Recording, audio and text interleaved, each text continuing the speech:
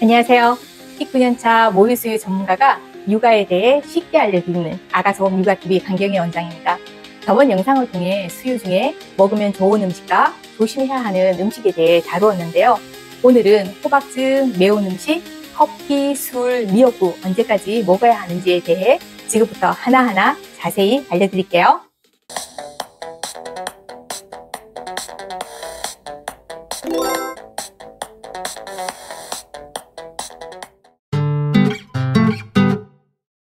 호박은 예로부터 몸의 노폐물 배출을 도와주고 부종 완화에 도움이 된다고 알려져 있어요. 출산 후 몸이 붓고 무겁게 느껴질 때 호박즙을 하루 한두 잔 정도 드시면 부종 완화에 도움이 될 수 있어요. 하지만 여기서 중요한 건 양 조절이에요. 너무 많이 드시면 오히려 이뇨작용이 있기 때문에 모유를 만드는 수분까지 소변으로 뺄 수 있어 하루 한 잔에서 두 잔 정도 적당히 드시는 걸 추천드리고, 모유양이 걱정된다면 호박즙을 드신 만큼 수분 보충을 추가로 해주시면 좋아요. 그리고 산후부종은 전신순환의 문제이기 때문에 단순히 호박즙만 먹는다고 빠지는 게 아니에요. 잘 먹고 잘 쉬고 몸을 따뜻하게 하고 시간 간격을 두지 않고 수유를 충분히 한다면 자궁 수축이 되면서 오로가 잘 배출되고, 또 오로가 빠지기 시작을 하면 다리 붓기도 점차 빠지기 시작해요. 단단했던 유방이 부드러워지고 수유가 잘 되면 전신순환이 좋아지면서 부종도 더 빨리 건강하게 빠질 수 있답니다. 정말 많이 물어보세요. 김치 먹었는데 아기 변이 묽어졌어요.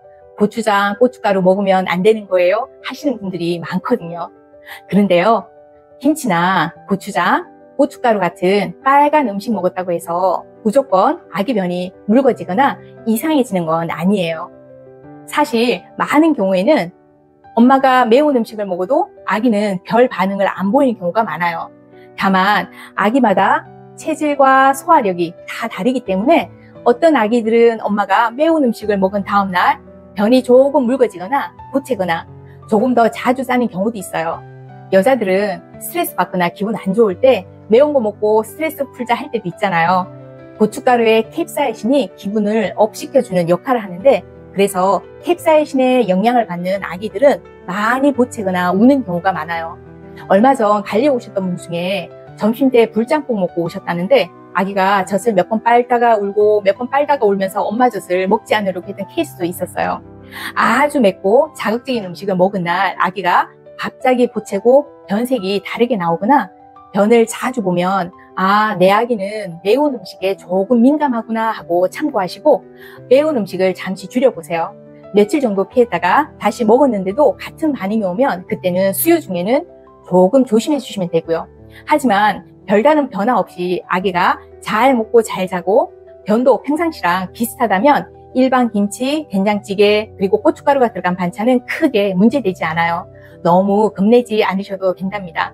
결론은 아기 반응을 잘 살펴보고 필요하면 조금 조절해 주는 것이에요.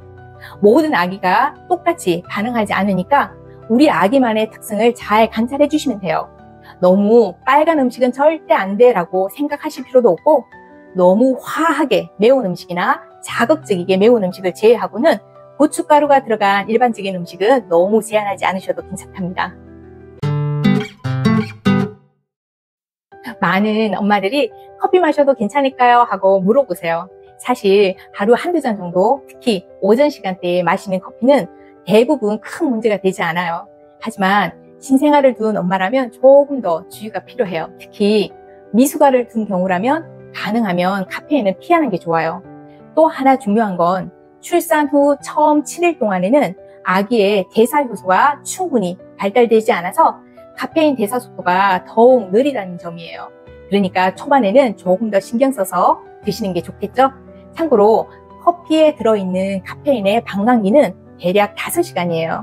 예를 들면 오후 3시에 커피 한 잔을 마실 때 카페인 약 120mg가 들어있다면 방광기인 저녁 8시쯤에는 그 절반인 60mg 정도가 남아있고, 새벽 1시쯤에도 또 그 절반인 30mg이 남아있을 수 있다는 거예요. 그리고 잠자는 동안에도 몸속에 카페인이 계속 남아있게 되는 거죠. 특히 나이가 들수록 카페인을 분해하는 속도가 더 느려질 수 있어서 어떤 분은 방광기가 8시간 이상으로 늘어날 수도 있어요. 그래서 아기가 카페인에 반응해서 보채더라도 오후에 보채게 되는데, 만약 오후에 커피를 마신다면 저녁에서 새벽까지 잠을 못 자는 상황이 생길 수도 있어요. 그리고 또 하나, 아침 공복에 마시는 커피는 피하는 게 좋아요. 공복 상태에서 커피를 마시면 위산 분비를 자극해서 속쓰림이나 위염의 원인이 될 수 있어요. 아무리 바쁜 육아 중이라도 삶은 계란 하나라도 꼭 챙겨 드신 후에 커피를 마시는 게 안전해요. 그리고 혹시 콜레스테롤 수치가 높은 분이라면 커피 종류도 신경 써주세요. 기계의 압으로 내린 커피에는 카페솔이라는 성분이 들어있는데, 이 성분이 간에서 콜레스테롤 생성을 자극할 수 있거든요. 그래서 커피가 생각나면 드립커피를 선택하는 것도 한 방법입니다. 참고로 디카페인 커피도 아주 소량 카페인은 남아있지만 일반 커피보다 훨씬 적은 양이라 수유 중에도 좀 더 안전하게 드실 수 있답니다. 출산 후 혈액을 맑게 해주고 자궁 수축과 노폐물 배출을 촉진해 몸 회복에 도움이 되는 미역국은 산모님들에게 가장 많이 권장되는 음식 중 하나예요. 보통은 소고기를 넣은 미역국이나 사골에 미역국을 많이 드시는데, 사실은 흰살 생선이나 북어 이런 육수를 우려서 맑게 끓인 미역국이 모유 흐름을 더 좋게 하고 모유 생성에도 도움이 돼요. 그래서 모유량이 적어 고민인 엄마들에게는 따뜻한 국 종류를 자주 든든하게 드시라고 추천드려요. 반면 모유량이 너무 많아서 유방이 불편하거나 전몸살이 오는 경우에는 미역국의 국물은 잠시 피하고 건더기 위주로만 드시도록 권장해드려요. 다만 미역국을 매 끼니마다 먹는 건 주의가 필요해요. 임산부나 수유부는 하루 요도 권장 섭취량이 정해져 있기 때문에 미역국이 좋다는 이유로 하루 3끼를 전부 미역국으로만 드시는 건 오히려 부담이 될 수 있어요. 그래서 출산 직후 2주까지는 하루 3끼 미역국을 드시고 3주에서 4주차부터는 하루 1끼로 줄여서 미역국을 드시는 게 훨씬 더 좋고요. 4주차 이후부터는 일반국으로 식단을 다양하게 바꿔주시는 걸 추천드려요. 특히 갑상선 기능 저하증이나 항진증 등 갑상선 질환이 있는 분들은 미역국 섭취를 조절하고 대신 다른 국으로 식단을 구성하시는 게 더 안전해요. 몸에 좋다고 해서 한 가지 음식만 고집하기보다는 엄마의 건강 상태와 몸의 신호를 잘 살펴가며 골고루 균형 있게 식사하시는 게 가장 중요해요. 가끔 상담을 하다 보면 이런 질문을 주시는 엄마들이 있어요. 물론 안 마시는 게 가장 좋지만 정말 피치 못하게 술을 마셔야 한다면 몇 가지 주의사항을 꼭 기억해 주세요. 미국 소아과 학회 약물위원회에서는 가벼운 음주, 예를 들면 하루에 와인 한두 잔이나 맥주 한 잔 정도는 모유 수유와 병행이 가능하다고 말하고 있어요. 하지만 중요한 건 모유에서 알코올 향이 날 정도면 아기가 모유를 적게 먹거나 거부할 수 있다는 점이에요.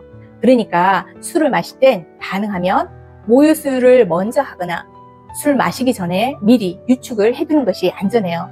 예를 들어 몸무게 50kg 정도의 엄마라면 소주 한 잔, 맥주 한 잔 정도를 마신 후에는 최소 2시간에서 3시간 정도 지나서 수유하는 게 안전해요.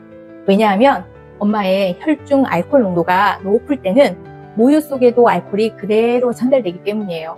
만약 술을 많이 마셨다면 그럴 때 최소 8시간에서 12시간 이상 수유를 피하고 그 사이에는 3시간마다 유축해서 버리기를 권장해요. 혹시 모르니 술 마신 날에는 아기를 재우기 전에 미리 유축해둔 모유를 먹이는 것도 좋은 방법이에요. 아기의 건강을 위해서 술은 가능하면 삼가하는 게 가장 좋지만 가끔 엄마의 기분 전환이 필요할 때 꼭 위의 방법을 참고해주세요.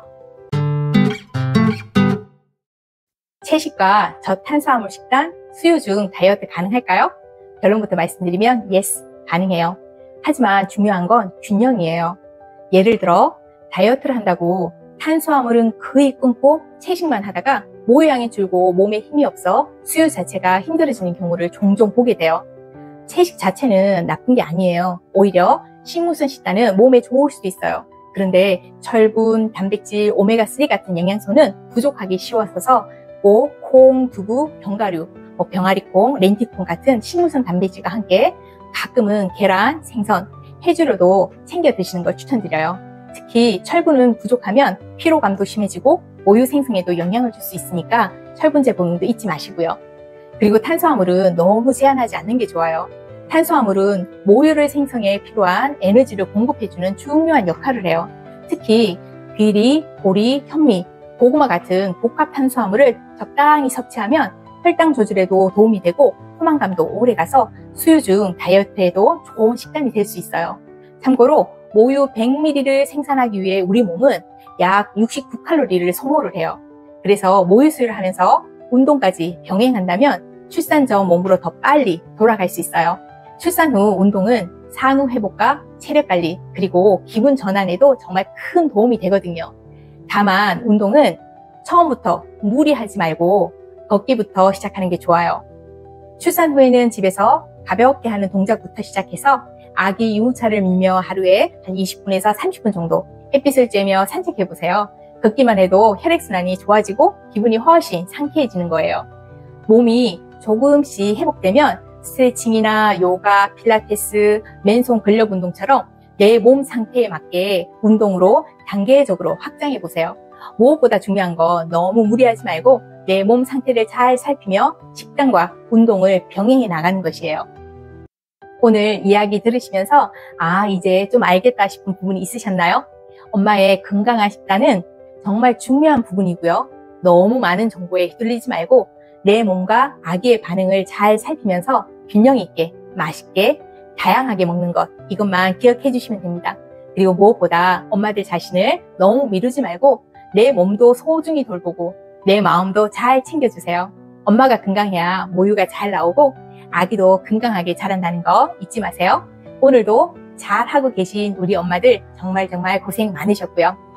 저는 또 다음 영상에서 엄마들께 꼭 필요한 정보로 다시 찾아뵐게요. 우리 모두 힘내요.